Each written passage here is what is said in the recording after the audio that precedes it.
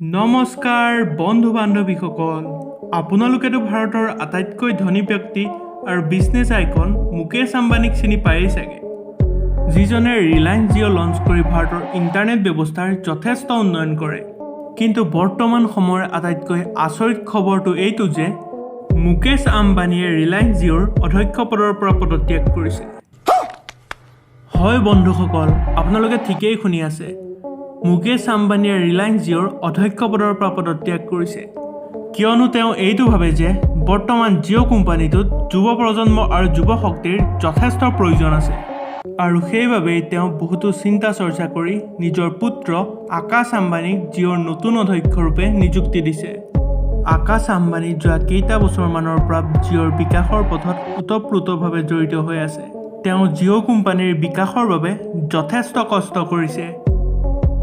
যদি ভিডিঅ'টো চাই ভাল পালে তেনেহলে লাইক, কমেন্ট আৰু শ্বেয়াৰ কৰি দিব। आपके सामने एक बड़ा सा रेड बटन है।